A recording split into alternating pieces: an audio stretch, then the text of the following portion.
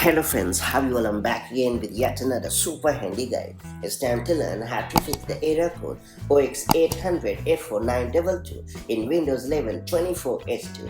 This annoying error code is commonly encountered when upgrading to Windows 11 version 24H2, and it typically means there is a problem either with your internet connection to the Microsoft servers or insufficient space in the system reserved partition.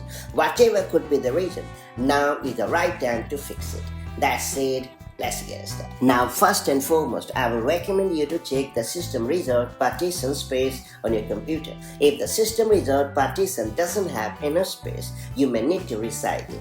Since resizing the system reserved partition isn't a native feature in Windows, you'll have to use third-party software such as Mini-Tool Partition Wizard or Aegis Partition Master to adjust the partition size. And once you have perfectly resized it, you should be able to proceed with the upgrade process without any hassle at all. Another reliable solution that I will recommend you to try is to disconnect from VPN or wait to retry.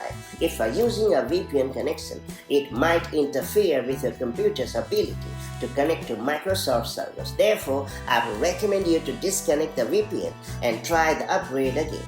If this doesn't work, you might want to wait and try again at a later time when the connection to Microsoft servers might be more stable. And that's pretty much it. So that's how you can easily take control of this annoying problem. Hopefully, you have gotten the better of this problem and now you are able to upgrade your computer without any problem at all. If I found this video helpful, do like and share it, and I'll see you in the next video with more such handy Windows tips and tricks. Till then, stay safe and have a good time. Bye-bye.